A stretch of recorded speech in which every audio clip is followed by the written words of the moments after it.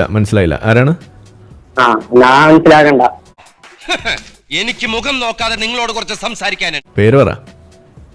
പേര് പറയാൻ സൗകര്യമില്ല, എന്തായാലും താനത് യോഗ്യ കണ്ടുപിടിക്കുമല്ലോ, അത് മതി. ഇതില് പേര് കാണുന്നത് ആബിദ എന്നാണ്. ഇത് സലാഹുദ്ദീൻ അയ്യൂബി ആണോ? മനസ്സിലായില്ല, പിന്നെന്തോട്ട് പറയുന്നു. എന്തിനിങ്ങനെ കലിപ്പ് സലാഹുദ്ദീനെ? കലിപ്പൊക്കെ ഇനി തുടങ്ങാമോളൂ. നാശത്തിലേക്കാ നിങ്ങൾ പോകുന്നത്. അത് ഞങ്ങൾ അങ്ങ് സഹിച്ചു. ഏത് യുദ്ധ സന്ദർഭത്തിലാണ് ചോദിച്ചപ്പോ, എന്നിട്ട് പിന്നെ ഉസ്താദിനോട് ചോദിച്ചിട്ട് വന്നിട്ട് അത് യുദ്ധ സന്ദർഭത്തിലല്ല എന്ന് പറഞ്ഞപ്പോ അത് പൊളിഞ്ഞില്ലേ? ഇതെന്ത് ന്യായം, ഇതെന്ത് നീതി, എന്തുകൊണ്ടാണ് ഇപ്പൊ കലിപ്പ്? കലിപ്പല്ല ഭായി, നിങ്ങൾ കേൾക്കാദ്യം. കേക്കാൻ വല്ലതും എന്തായാലും പറയണ്ടേ, നല്ലല്ലേ ഞാൻ കേക്ക. അച്ഛനാളെ മനസ്സിലായോ? പിന്നെ എനിക്ക് മനസ്സിലായി. നിങ്ങളെ കൊണ്ടൊന്ന് പൂട്ടി ഉള്ള കുട്ടികളല്ലേ പറയാൻ പറ്റുള്ളൂ, അല്ലാണ്ട് പറയട്ടെ. கடகனி பக்கம் வந்து மக்களோட மக்களா கலந்தா தாப்பா மனசுக்கு கலகலப்பா இருக்கு. പിന്നെ ആരാ തെറ്റിച്ചത്? കുറേശികളും നിങ്ങളേതായി പറഞ്ഞ കുറേശികളാണ് അത് തെറ്റിച്ചതെന്നുണ്ടെങ്കിൽ എന്തിനാണ് യാസർ അറാഫത്ത് ഇത് വെറും ഹുദൈബിയ സന്ധിയാണെന്ന് പറയണേ?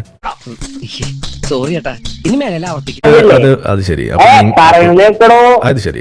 അങ്ങനെ നമ്മൾ പറയുമ്പോ തിരിച്ച് നിങ്ങളും കേൾക്കണം.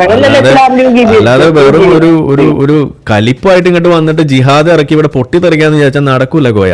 അല്ല ചവിട്ടിയത് അണലിയാണില്ല. ഒരു തവണ പോയിട്ട് പൊട്ടിയിട്ട് മൂക്കുമുത്തി വന്നതല്ലേ, അതുകൊണ്ട് വല്ലാതെ ഇട്ട് കുളയ്ക്കണ്ട. ഓക്കെ, അവമാനിക്കരുത്. ഞാൻ നല്ലൊരു കുടുംബത്തിൽ പറഞ്ഞവനാണ്. നീ നല്ല കുടുംബത്തിൽ പറഞ്ഞു, ഞാൻ പിന്നെ മറ്റേ കുടുംബത്തിൽ പറഞ്ഞാണല്ലോ. ഏത് കരാറാണ് അവിടെ ലംഘിച്ചത്? ഏത് കരാറ് ലംഘിച്ചതിന്റെ ഭാഗമായിട്ടാണ് മുഹമ്മദ് നബി സാധനം അവിടെ പൊട്ടിച്ചത് എന്നുള്ളതിന്റെ തെളിവുമായിട്ട് വന്നാൽ ഞാനിത് വീണ്ടും പറയുന്നു, ഞാൻ കലിമ ചൊല്ലി. അയ്യോ, ഇങ്ങനെയൊക്കെ പറഞ്ഞ എങ്ങനെ? നീ വാടാ, നാണം കെട്ട എന്നെ ജീവിക്കാനും സമ്മതിക്കില്ല. അല്ലെങ്കിൽ ഉസ്താദിനെ വിളിക്ക്, അന്ന് വോയിസ് മെസ്സേജ് അയച്ച ഉസ്താദിനെ വിളിക്ക്. ഇപ്പൊ തന്നെ നമുക്ക് ചോദിക്കാമല്ലോ. ധൈര്യമുണ്ടോ ഡയൽ ചെയ്യാൻ? നമ്പർ പറ, ഞാൻ ഡയൽ ചെയ്യാം. നമ്പർ പറയും, ഞാൻ ഡയൽ ചെയ്യാം ഉസ്താദിനെ. ഇങ്ങനെയാണെങ്കിൽ ഞാൻ കളിക്കല്ല, ഞാൻ നേരെ ചിറാപുഞ്ചിയിൽ പോയി മണം വിളിച്ചാൽ. നമ്പറിൽ ഞങ്ങളില്ല, ഞങ്ങൾ പറഞ്ഞ ഈ സലാഹുദ്ദീന്റെ നമ്പർ അല്ല.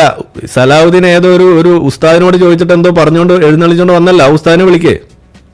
ഉസ്താദിനെ ഞാൻ മുട്ടുകുത്തിച്ച് കാണിച്ചു തരാം. ധൈര്യം ഉണ്ടോ? ധൈര്യം ഉണ്ടോ? നമ്പർ ഇതാ, ഞാൻ ഇപ്പൊ ഡയൽ ചെയ്യാം. ഇവിടെ കോള് ഞാൻ കോൺഫറൻസ് കോൾ ഇടാം. ധൈര്യം ഉണ്ടെങ്കിൽ നമ്പർ ഇട്. ധൈര്യം ഉണ്ടെങ്കിൽ നമ്പർ ഇട്. ഈശ്വര, ഞാനിങ്ങനെ ഒരു കോമർ കഴുതയായി പോയല്ലോ. തിരിച്ചറിവ് നല്ലത്. ആദ്യം വന്നിട്ട് ഇവിടെ ചന്ദ്രനെ പിളർത്തിയത് മുഹമ്മദ് നബി മരിച്ചതിന് ശേഷം ജനിച്ച ആള് കണ്ടു എന്ന് പറഞ്ഞ് തള്ളിയ ആളല്ലേ സലാഹുദ്ദീന്? നാണുണ്ടോ? യുദ്ധ സന്ദർഭം ചോദിച്ചിട്ട് യുദ്ധ സന്ദർഭം അല്ലാന്ന് പോയി വന്ന് തെളിഞ്ഞിട്ട് അവിടെയും അതേപോലെ എളിഞ്ഞതല്ലേ? ഇനി എന്തിനാണ് വെറുതെ കിടന്നിട്ട് വീണ്ടും എളിയാൻ നിൽക്കുന്നത്? ഒരു മാറ്റവും. ഏത് കരാറ് ലംഘിച്ചപ്പോഴാണ് മുഹമ്മദ് നബി യുദ്ധത്തിന് ഇറങ്ങിയെന്ന് പറയും? ഏതാണ് ആ കരാർ? ഏത് കരാറാണെന്ന് പറയും?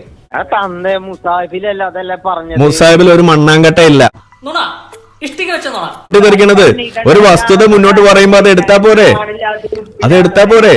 എന്തിനാണ് ഇങ്ങനെ കിടന്ന് തിളയ്ക്കുന്നത്? കഞ്ഞിയായില്ലേ?